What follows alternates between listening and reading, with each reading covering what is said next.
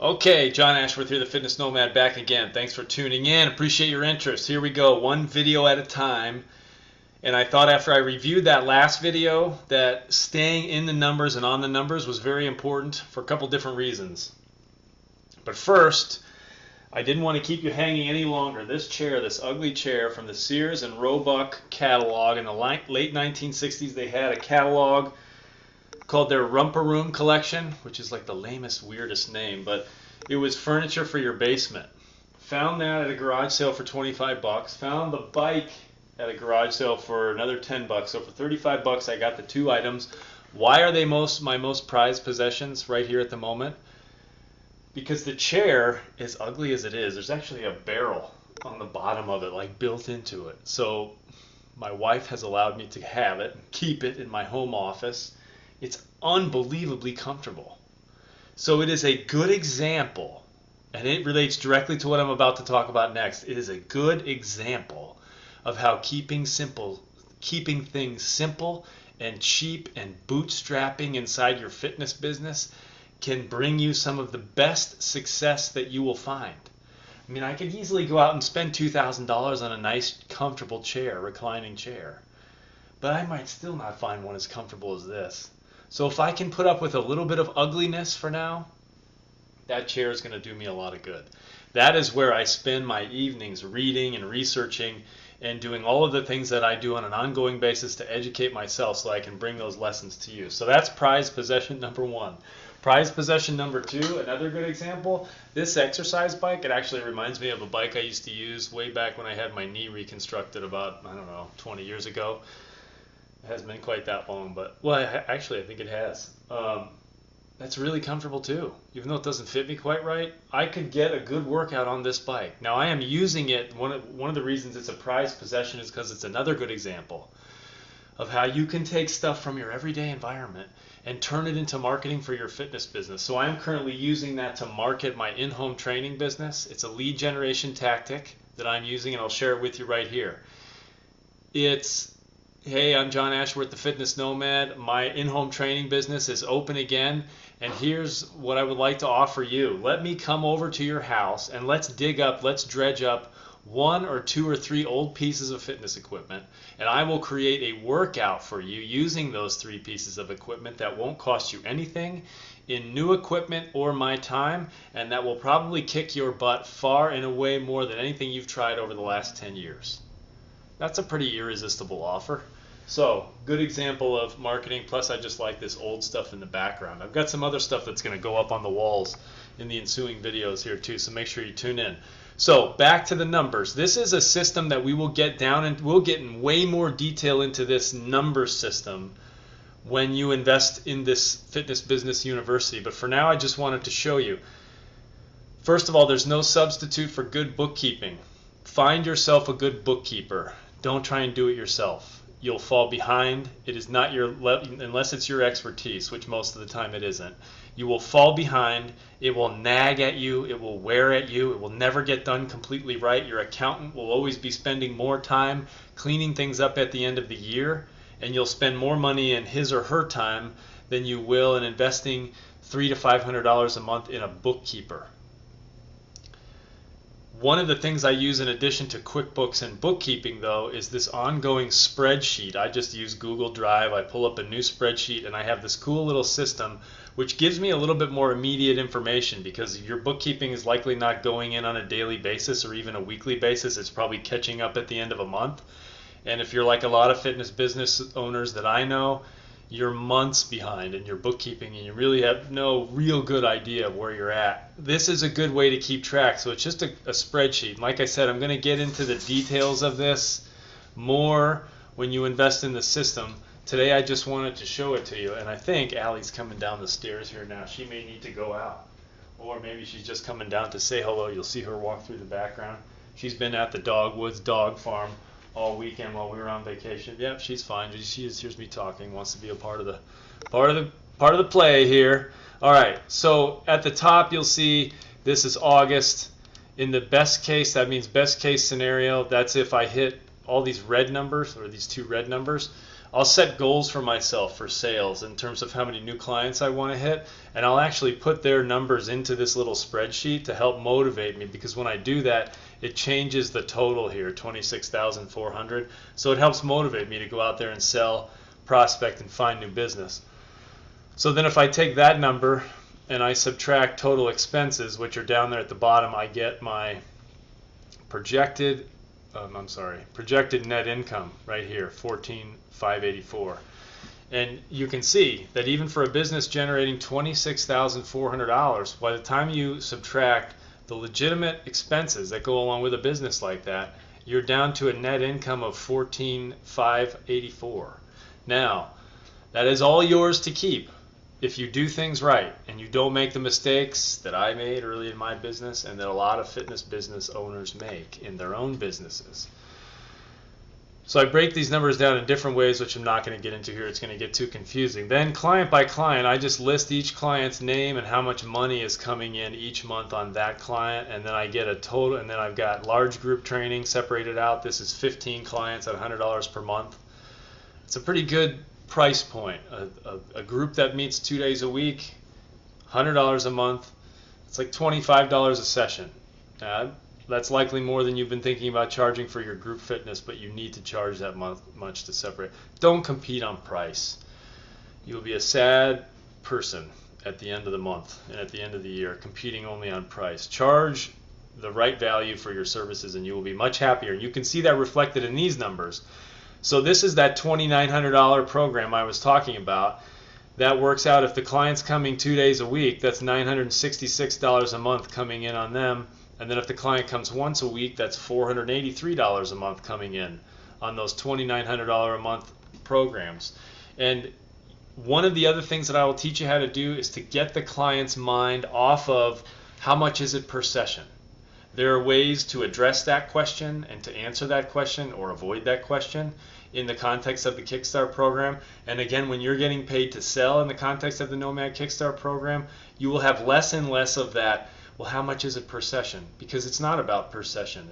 I have no idea how much this is going to cost you until we sit down and we go through a Kickstart program and we find out more about you, where you're at today, where you want to go, and everything else that has to happen in between to get you there. It's $2,900 for every 3 months if you're coming twice a week, and you might need a year, you might need a year and a half, you might need 2 years. I don't know until I know more about you. Just a quick example. So you got your large group training. That's 15 clients at $100 per month. So you got Kickstart programs, 4 per month. You can get yourself selling pretty quickly and easily 2 to 5 Kickstart programs per month, which is on its own going to generate between $400, $500, and $1,500 a month for your business, just the Kickstart programs. And if you're doing it right and your marketing is organized in the right way, about 80% or better of those people will become clients. You won't close all of them, but selling will be so much easier for you. Just trust me when I tell you that. Okay, so that's how that looks. So the total revenue is $26,400 a month. Sounds pretty good, right? Now what does that mean? That means 55 hours of one-on-one training. So in my mind, roughly, again, these are estimates, but this is how it's looked in the past in my business. That's about 30 one-on-one clients coming either 2 times or 3 times a week, coming either once or twice a week.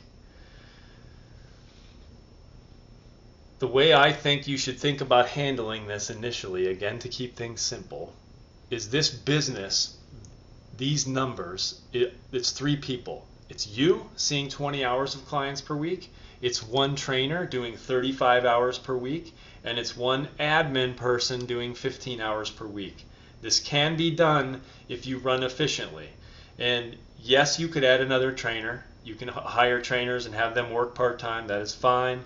You could have your admin person working more than 15 hours a week, but it all comes back to this projected net income.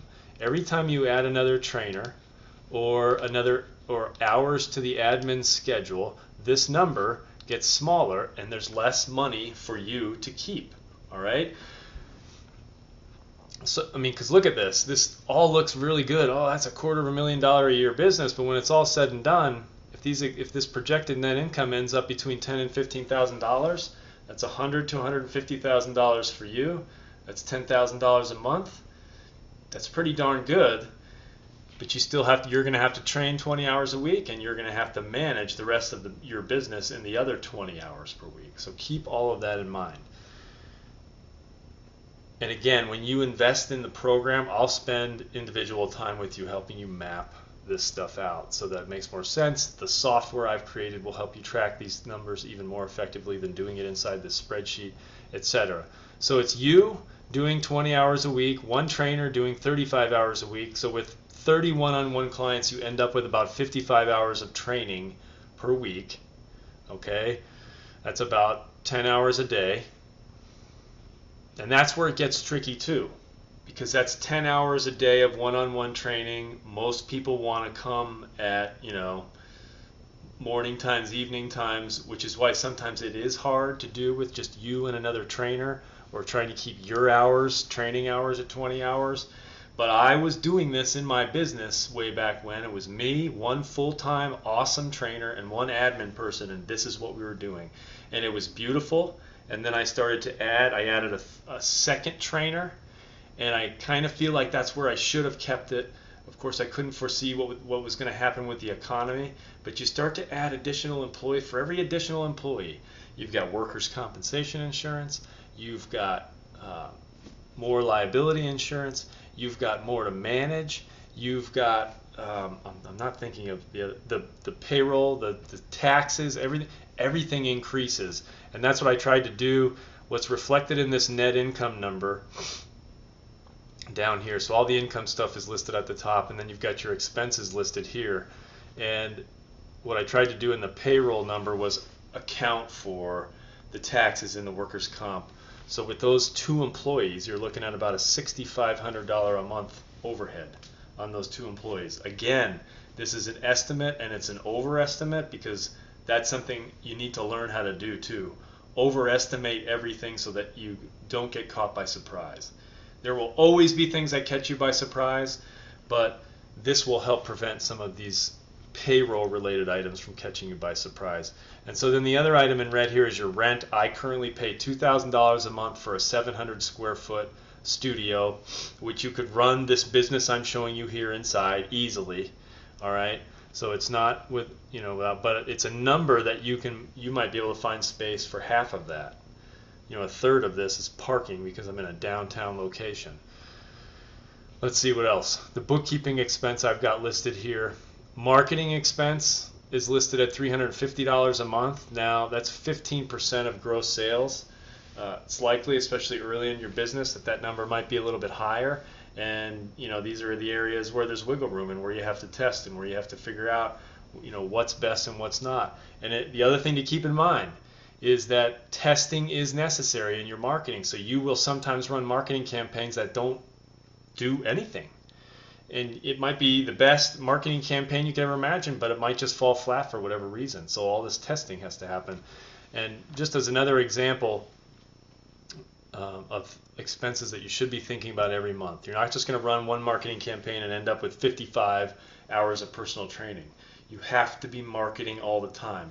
You have to have a marketing calendar, you have to have a plan, and you have to just implement the plan, and you have to track it. And that's where the number stuff and the software will really help you, is in tracking which marketing is working the best and which is working the not best, and getting rid of that and doing more of what is working. And like I said, in the first few years of my business, the PR stuff on TV probably brought me 30% of my business. That didn't cost me anything. Today, it's less and less. It's changed a little bit for reasons I won't go into now. But again, numbers are important. You got to be tracking them. So that's what this looks like, all right? It's pretty exciting when you look at this, because when you do things properly, you can make really good money. You can make more than $100,000 a year without killing yourself and without having a gigantic staff to manage. Now, if you want to do more than this, more power to you. But then there are other systems that you need to put in place for managing your employees and your business and everything else that you're doing, so that you can maximize efficiency, so that you're not working 80 hours a week. Because that's the conversation I have with the fitness business owner who is here, or maybe just beyond this point, and they're stressed and they're overwhelmed and they're struggling because they're not charging enough for their one-on-one training, for example. This rate per hour, these numbers, it's $120 per session if you want to look at it that way. That's why you need to charge more for your services, though. Because if you're only charging $50 an hour for your services, then you cut all these numbers in half. And then it doesn't look as good. And the problem with that is you cut these numbers in half, but with the trainer that you hire, I highly suggest you pay your trainers as much as you can because you want to keep good people.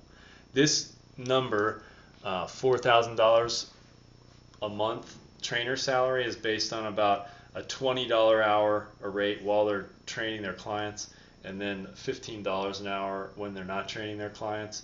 I kind of always looked at it as, get them training clients 30 hours a week, 35 hours a week, and then there's another 5 to 10 hours in there where they can help the admin person and they can do some of the other things that need to be done inside your fitness business. So that's where that $4,000 a month figure comes from. It can get overwhelming and confusing in a hurry, and what a lot of fitness business owners do, especially early on, is they don't even look at this. They don't think about this. All they want to think about is the exciting stuff of going out and finding new clients and new business, and they're just so happy to have clients and people who are willing to train with them, and they have no idea what's happening with the numbers. And then you combine that with the fear of charging more for your services, and so not only are you not looking at your numbers, but you're not charging enough, you're paying too much in rent. You don't even know if you should, but you decide to run some advertisement somewhere, and it ends up being a waste of money, and pretty soon you're just struggling and you don't know which end is up, and your clients are not valuing your time, and it can get ugly and nasty and not very much fun in a real big hurry. So that's what the Fitness Business University is all about. Fill out that form below this video or this series of videos. That form does not commit you to the program, although it does indicate that yes, you are interested and you'd like to commit. I still want to have a conversation with you so that we can determine if it's a good fit for your business and that the two of us are a good fit together. And if so, we'll make you one of the 25 people in the first year, and we will create this for you. This is John Ashworth, the Fitness Nomad. Stay tuned for more of these videos coming soon. But if you're interested, fill out that form. Those 25 spots will go. Take care.